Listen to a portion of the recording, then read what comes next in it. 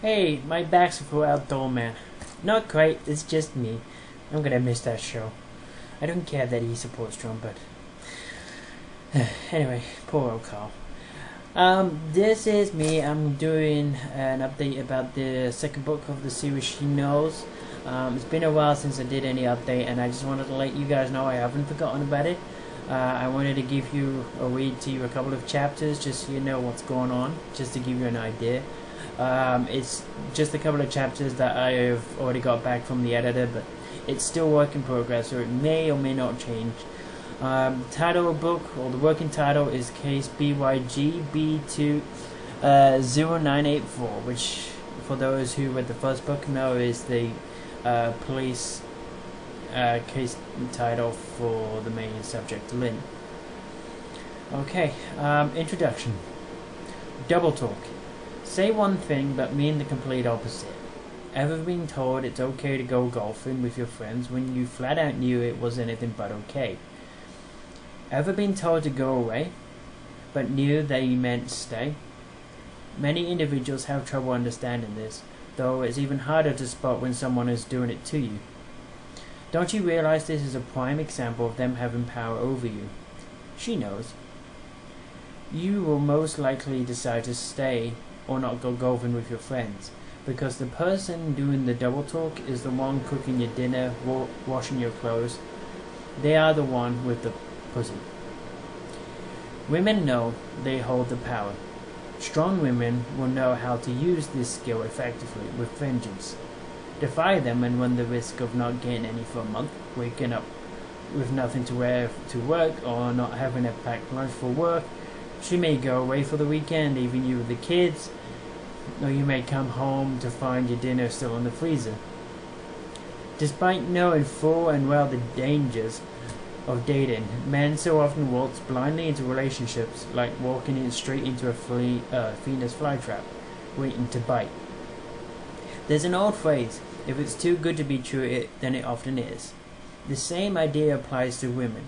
If she's too hot to be real, she probably is. You may see women, and yes, she may appear stunning, with really nice ass, gorgeous body, with long silky hair. She just catches the eye of every red-blooded male out there, while all other women simply glare with jealous rage. However, you just know this woman means trouble. You know if you attempted to impress her, it would mean going up against every other man around. Then if you did manage to grab her attention, that it would mean worrying about other men watching her the way you did at first sight. Can you trust your girl out of sight?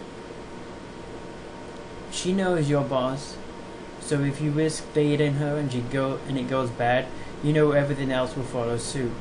You could even lose your job. You can see by her Facebook posts she just loves attention and always responds to drama. This is a Venus. Would you be able to resist her and walk away? You don't know. She knows. Chapter 2. Mrs. Spoonman walked up to the entrance of Merv's Hot Bread Kitchen on Market Street. Before entering, she stopped to check the letter that she received from her daughter Lynn. 4 years ago, her daughter went to study in New York City in America. She had graduated from high school early back here in England, as Lynn's mother requested upon her departure to America. Lynn had been sending letters to her mother daily. She refused to email unless it was important. In her first letter she wrote, "It's more personal if I write to you than by sending email. You know I took time to personally sit down and write and put thought into what I wanted to write to you." Now, 4 years later, Mrs. Spoonman only occasionally gets a letter from her daughter, usually requesting her to send items from her old home that she can no longer get by being in America. The most recent list Miss Spoonman had received contained 1. Norfolk knobs, white, 2. Bacon and sausage babs, 3. Cornish pasties, 4. Cheese straws, 4.2. Large sausage rolls, 6. Scones. Mrs. Spoonman was about to walk into the store to purchase the items listed when she heard a voice calling out to her. It was Chris, one of the boys who had a crush on Lynn for as long as she could remember. He was also a friend of her son, John. John had been murdered by his own sister, Samantha. It had been discovered that Lynn's dad was John's father by another woman. Samantha found out John was going to divulge the information, so she killed him to keep the secret hidden. However, they had found her to be in possession of a note revealing the truth. "Hi, Mrs. Spoonman," Chris said heavily as he approached her. "Hello, Chris. How are you?" Mrs. Spoonman replied. "Fine. You get another letter from Lynn? How's she doing at college over there?" he inquired, sounding excited. "I'm sorry, Chris," Miss Spoonman responded, knowing Chris would be disappointed by what she had to tell him. "She says she has a new boyfriend. She also got a part-time job in this beauty store in New York. She's doing really well, just missing some of her favorite foods from back home," she explained, referring to Lynn's note. "Oh, well, thanks. At least she's happy then," Chris remarked, as his smile shifted to a disheartened frown. "I'm sorry I couldn't give you better news," she said quietly, hoping this would finally give him the push to move on from his crush on Lynn. At least it proves he was loyal, she thought to herself. Mrs. Spoonman made her way inside the store to retrieve the items Lynn requested be mailed to her in America. She waited in line and noticed Chris was still standing outside, appearing rather depressed, as he stared down at an old photo of Lynn on his smartphone. Suddenly, Mrs. Spoonman had an idea. Chris slowly started to walk away from the store to continue his journey to Woolworths. Just as he made it to the other side of the street, his phone buzzed, signaling he had Facebook notification. He pulled his phone out, and sure enough, he had received a Facebook message. A giant smile spread across his face as he read the message. "I know you missed me. I miss you too. Love, Lynn." "Who are you messaging?" Courtney asked. "Oh, no one. Just an old friend. Mom said he's been pining for me since I left," Lynn explained. "Aw, poor puppy," Courtney chuckled. Lynn responded with a laugh. Lynn met Courtney when she was still in new to New York. They first met in Topshop on Fifth Avenue, where Courtney was accompanied by her boyfriend, Tom. Tom had been abusive to Courtney, which infuriated Lynn. After being coached by Lola, Lynn arranged for Courtney and her to go out for the night on the town. However, when Lynn arrived, it was clear Tom had hurt her again. Lynn couldn't stand it anymore, so she decided to confront Courtney's parents with evidence by holding Courtney in front of her mum. The evening turned violent when Tom became enraged by the situation. Courtney's dad ended up shooting and killing Tom to defend his family. As a result, Courtney's dad was arrested, though the police were sympathetic to the circumstances, such that some officers admitted that they would have done the same thing if they had found out someone was hurting their daughter. In turn, the law is the law. Courtney's father had just committed murder. If Courtney or her mother had fired the gun, it could have been considered self-defense. However, her father was not in immediate danger himself, so it could not have been self-defense. Therefore, he was sent to Rikers, New York City's main prison complex, to serve a 4-year sentence. Luckily, he was able to take a plea deal since this was his first offense. Everyone present for the trial was sympathetic, even the judge. "Our hands are tied. You broke the law. You committed murder, being the protector of your family. And sadly, it is my duty to punish you regardless, knowing full well I would have done the same," the judge explained. Now, 4 years later, Lynn just turned 18. She had a 4-year head start over everyone else her age. At 14, she started college at New York State College, where she majored psychology, application science. For fun, she studied criminal justice as well. In her spare time, Lynn also received instruction from Lola, the manager and owner from Credo, a local beauty shop in New York. Lola was the first person Lynn met who seemed to have a similar personality and similar interests. Lynn was smart, and she knew the power she wielded. The skill to distract anyone she wanted. Lola had started to show her the powers of a woman who knows. And Lynn, she knew. And Lynn, she knows. "Do you miss home?" Courtney asked as she and Lynn continued walking. "I am home," Lynn stated simply as she discarded a disposable smartphone into the trash can they passed. Over at the police shooting academy, Sergeant Wilkinson was still in the shooting range. He had selected a modified grip for the handle following the lecture. He christened the gun Angel. To successfully pass the course, he had to shoot consistently with no less than a 96% accuracy rating. If you got 3 balls and 2 outer on one round, and then 2 bullseyes and 3 outers on the next round, you fail. "Hold it like this, runt. Bend your arm at the elbow," Sarah commented. The instructor was watching. "How come you don't keep your arm straight like in the movies?" Wilkinson questioned. "Try it, find out for yourself," Sarah remarked, gesturing with an open palm for him to proceed. Wilkinson raised the gun and positioned his one open eye to follow the gun sight. He aimed the gun slightly above the bullseye, slightly high to adjust for the arc, and prepared to move his index finger to release the safety. "Ouch!" Wilkinson screamed as his weapon crashed to the ground. Sarah had just made a karate chop movement at the elbow of his extended arm, forcing Wilkinson to drop his gun. "Now, try again with the arm bent," Sarah instructed. Wilkinson, expecting the blow this time, waited for the pain to come.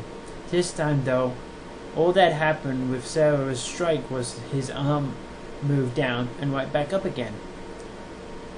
The gun remained in his hand under full control.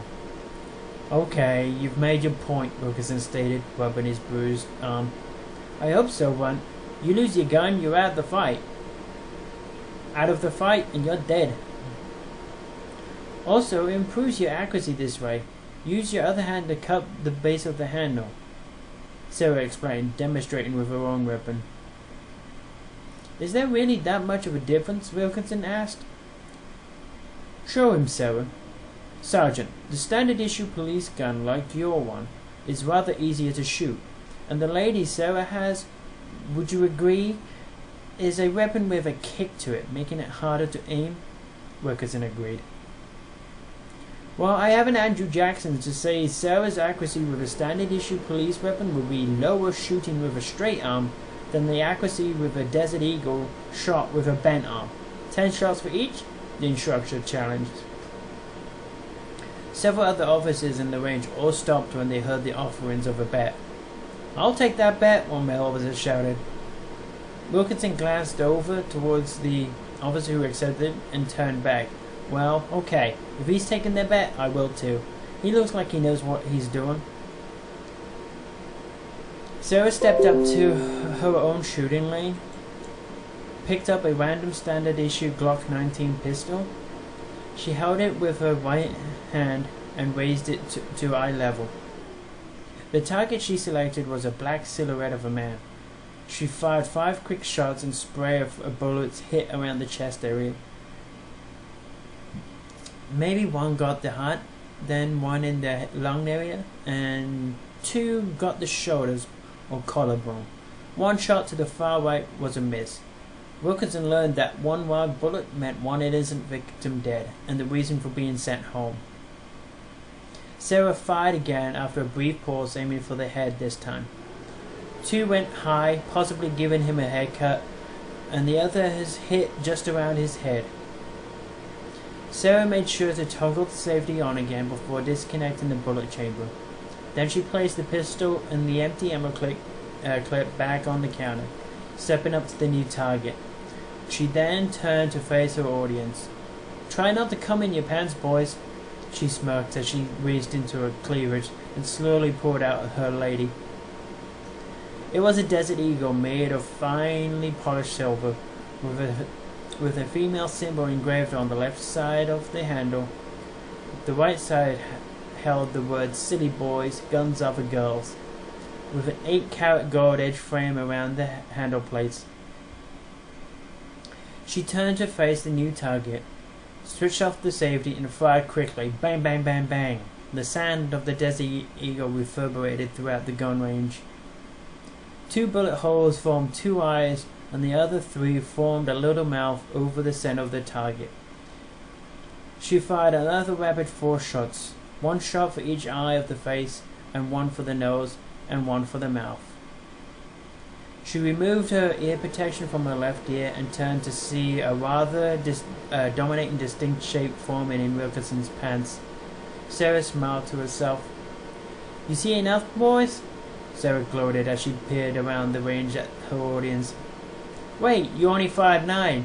You have 1 more shot to go." Wilkinson took Sarah's bait. Without hesitation, she pointed and fired without even looking. This one last shot made all the men go limp, instantly losing that distinct shape in their pants, as there was a smoking new hole where the target's distinct shape would have been too. "Get my point, Lent? Now pay up to the instructor and get back to learning. I'd like to actually crack some skulls." She walked off, placing her lady back into her bra holster, knowing full well all eyes were on her. Once again, she smiled to herself. Chapter 3. "So you've come a long way since you first arrived here 4 years ago. Do you know what you want to do with yourself now?" Lola inquired, while restocking shelves with beauty products ready for the next customer. Lynn started working at Credo over the summers between her years in college. At the moment, she was wiping down the counter. "I'm tired of manual labor. Why, I had friends for, so they do it for me," Lynn sighed. "So I see you're getting rather frustrated. Is it because you have to work for money to be able to live? Or is it because you are seeing you may have to settle for a mediocre life like the rest of us?" Lola replied. "I'm frustrated because this is a huge waste of time. You are the owner of this store, so you have employees to do the work for you that you don't want to or have time to complete. I'm no henchman. I'm frustrated in being in a lowly position. It's beneath me." Lynn stood up, dropping the rag. "However, I have already initiated a plan. So I don't need to do this summer job anymore, and you can continue to train me and do more useful things." "So, you want to lead?" "Well, you have to learn how to follow first," Lola commanded. She leaned over, picked up a broom handle, and tossed it toward Lynn. "You need to sweep the floor. Despite how you may feel, these tasks are an important part of the training." The sound of the door opening interrupted their conversation. 2 people entered into Credo, the New York City beauty store. "Welcome, welcome. Name, please." Lola rushed forward to greet the visitors. The gentleman accompanying a woman presumed to be his wife announced, "The name is Hemlock. We have an appointment for your personal treatment." The wife looked around the shop as they entered, beholding all the bottles and instruments used for their crafts. She didn't notice her husband quietly dropped a small packet onto the ground. Before Lynn could blink, Lola had snatched the broom back and swept the small packet out of the way and into her hand without the woman ever noticing. "Ma'am, please have a seat here." Lynn turned and presented a chair for the woman to sit down. After the incident with the packet, Lynn was eager to ask Lola what was going on, but it would have to wait. "Lynn, would you be okay starting the prep for Miss Hemlock while I take Mr. Hemlock to sort out his account in the back?" "Sure, I can do that," Lynn replied, sounding distracted.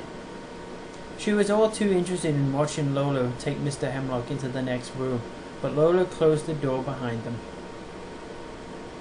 Miss Hemlock sat down and Lynn started putting on an apron.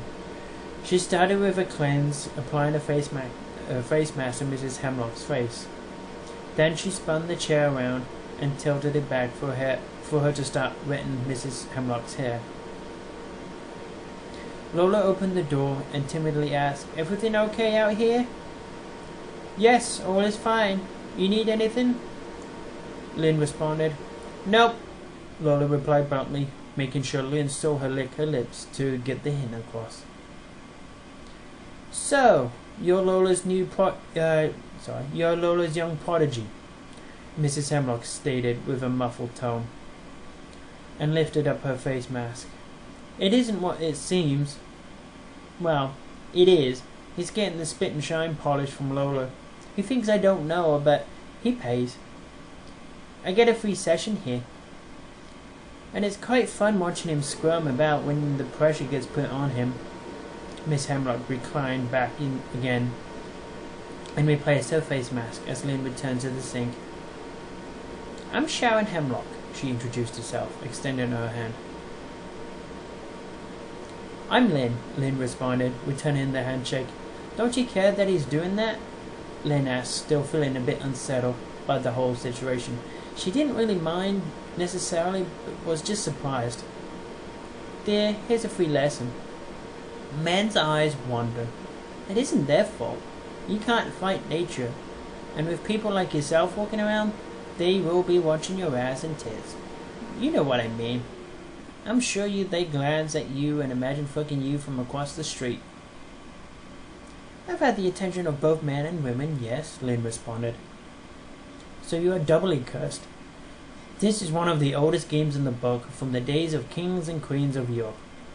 The days where 50-year-old men would marry 14-year-old girls as queens and announce engagements of their children to other royals' bastards' children before they were even out of diapers," Sharon sighed.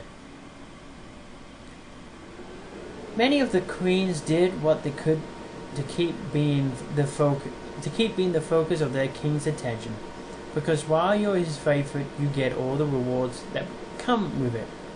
You have power. You can influence policy, or bend the ear of the man. Sooner or later, he would get bored with you, or while you were stuck for 9 months carrying their child, or the many other ways men become bored, mainly because, just like now, they see some hot new young thing, like my husband just did with you. Then their interest is on the new slut. Then suddenly you lose that power, and this slut has the power, his favor. And that slut becomes a threat and a danger to you and your status. Don't get me wrong, I don't blame you for this either. You are young and innocent. It's how it always is. And it is that innocence that attracts the wolves. I have been in your position where you are now, and you'll be in my position soon enough." Lynn now started the shampoo treatment after wetting Mrs. Hemlock's hair to untangle any knots, so as to begin washing her hair. "So what is the answer?" she asked. "You control it, like you control everything else with your man's life. Men are dumb enough to think and believe we don't know what is going on. They telegraph it over their forehead when they're in love. You know it's going to happen, so you just make sure of who they are fucking. That is where Lola comes in. Of course, this normally means if you introduce your man to another woman, a woman that you prefer he fucks, instead of who he wants to fuck, then of course you are saying to that person, I don't see you as a threat to me. Some women take offense to that and they try to exploit the situation to their favor. Then you have to deal with them. Such a headache. However, Lola is one of us. You see, even though he's in there with her, thinking I don't know, in about a week's time he'll get a sealed envelope from someone blackmailing him to give me $250,000, or they will tell me of his affair. The change is instantaneous and remarkable. He doesn't know who is watching or where, so he does everything to act nice around me and towards me, and again I maintain my control and power. I get rich. This lasts about 6 months before he thinks he's escaped, and then he acts like a man again, and thinks he got away with it, and his attention wanders Then I bring him here and start the process again. However, this will be the 4th time, so his luck's going to run out. I will just divorce him, then find a new man to start over again. What happens if you actually meet a man that is faithful and doesn't cheat? I mean, looking is one thing, but actually doing it is another, Lynn remarked, as she began to lather the conditioner. Honey, in the lifestyle you and I have come to expect and want, there is no gentleman like that around. Power corrupts absolutely. I have my fun too with little side projects, as I call them, Sharon replied. I feel sorry for you, Lynn commented. Why is that? Sharon asked. Because in your struggle to maintain power, that power is dependent on someone else, not on yourself. So that power is an illusion. If you had no men, you would have no money. No money, no power, no lifestyle. No control. You are the furthest thing from being independent, but that isn't the worst of it. You've never experienced love. And that is why I feel sorry for you, Lynn explained. Miss Hemlock sat up slightly and lifted her mask to look at Lynn, as Lynn noticed Lola had returned and was standing at the door where she'd taken Mr. Hemlock. Her arms were crossed and a proud smile spread across her face. She's ready for you now, Lola, Lynn reported. Lynn walked across the studio floor, handed her stylist apron and tools to Lola, and briefly turned back towards Mrs. Hemlock. If you excuse me, Miss Hemlock, I need to go be a threat to you, Lynn remarked as she discreetly licked her lips towards Lola and closed the door behind her. Okay, so that's chapter 3. I've done a couple of more chapters, but they're still under review, so I'm not gonna do any more. I could easily go on and read it all. So let me know what you think, if you think it's good, bad, start or not. So there you go. Hopefully you read the first book, because otherwise you've got a massive spoiler there. You know what happens at the end of the first book. So alright, have fun.